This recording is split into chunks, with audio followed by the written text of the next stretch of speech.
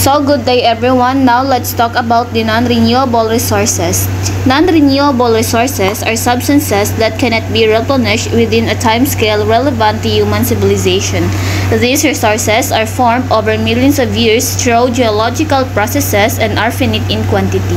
So when we heard the non-renewable resources, ito yung mga bagay na hindi na mapapalitan if na-overuse na siya or pag naubos na siya, hindi siya ganun kadaling ma-build. Then, if their excessive use poses a significant threat to the environment and future generations. So, pag na-overuse yung non-renewable resources is may negative impact siya sa atin. So, we have the types of non-renewable resources. First is the fossil fuels. So, the fossil fuels, 80% of global consumed are from the fossil fuels. The Russia, Saudi Arabia, and the United States are belong to the world's largest fossil fuel reserves. So we have three examples of fossil fuel. First is the coal. Coal, a solid fossil fuel formed from plant remains. It is primarily used for electricity generation and industrial processes. So, like it is said, fossil fuel formed from plant remains over millions of years. It is used in electricity generation, industrial processes like the cement, steel, and chemicals, and residential heating, transportation, and metallurgy. So, the global electricity generation consumed about 38% from the coal. China is the world's largest coal producer. Also, the coal reserves are estimated to last 132 years. Then, another example of fossil fuel is the petroleum, or also known as the crude oil, a liquid fossil fuel formed from marine organisms. It is refined into various products like gasoline, diesel, and heating oil. So, sa petroleum, di ba may gasoline?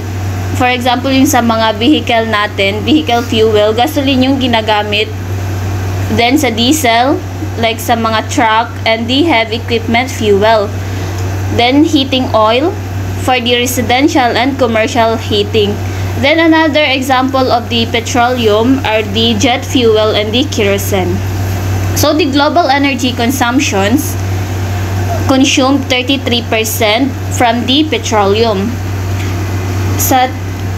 If sa coal is yung Russia, Saudi Arabia, and United States yung maraming reserves ng coal, sa petroleum naman, Saudi Arabia is the largest oil producer.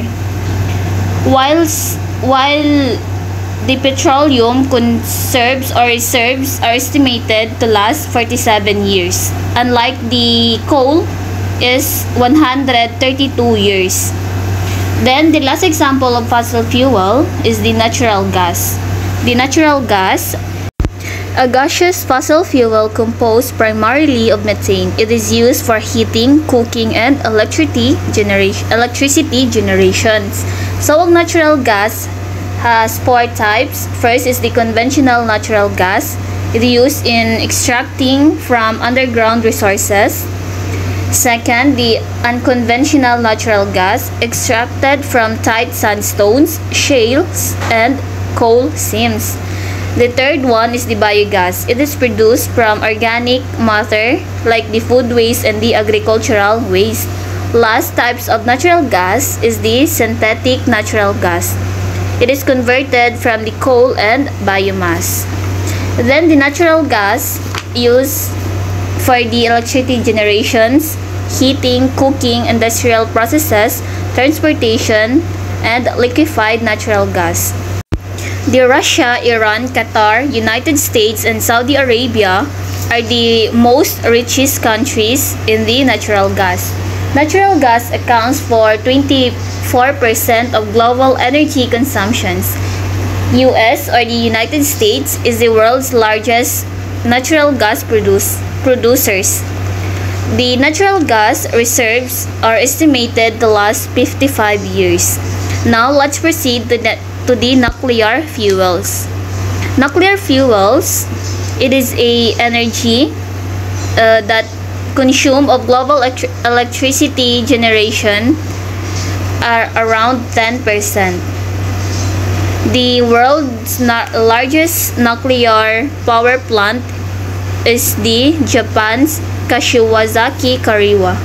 Then the France, United States, Japan, Russia, China, South Korea, Canada, and Germany are the countries using nuclear fuels. Sa nuclear fuels, we only have the one example, which is the uranium. Uranium, it is discovered in 1789 by Martin Heinrich Klaproth. The world's largest uranium producer is the Kazakhstan. Its reserves are estimated to last 80 to 100 years. So uranium, a radioactive element used in nuclear power plants to generate electricity. Let's proceed to the environmental impact of non-renewable resources. Number 1 is climate change. The combustion of fossil fuels releases greenhouse gases, primarily carbon dioxide, contributing to global warming and climate change.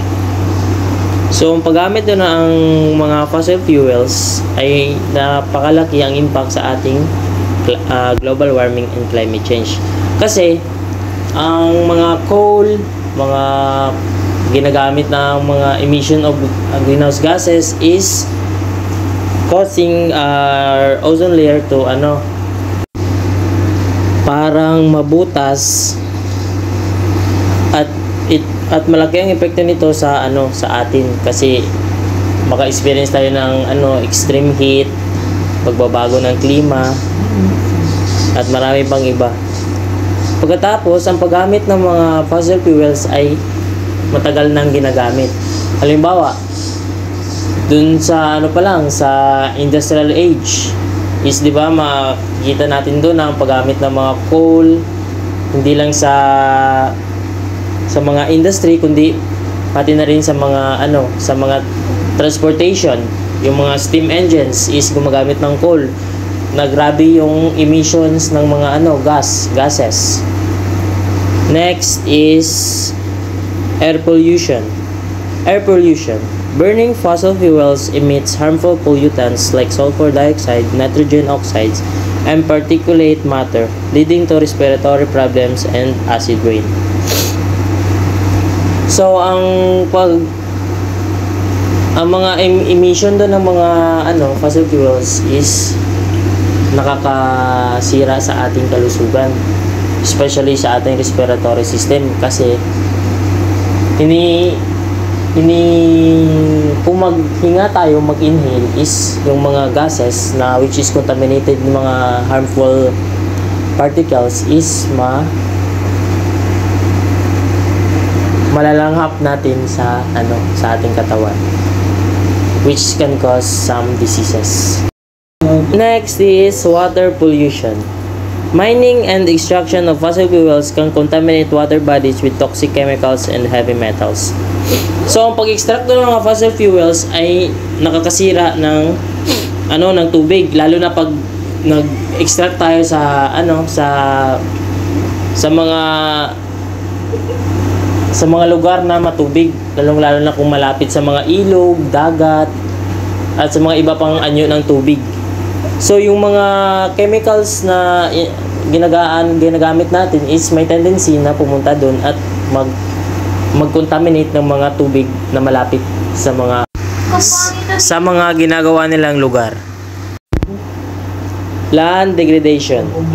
Mining operations can cause deforestation, soil erosion, and habitat destruction. So, dahil nga, pag mining, lalo na pag nanonood kayo ng mga Discovery Channel, is makikita nyo dun yung mga halimbawa niyan, yung napanood ko, yung Gold Rush. Yun, kung yun sa mga napanood ko is grabe yung mga nasisirang mga kabundukan. Kasi binubungkal nila lang yung lupa, which is hindi lang maliit kasi napakalapad yan. And then yung mga tubig is parang makontaminate din kasi sa mga sa mga equipments na mga malalaki.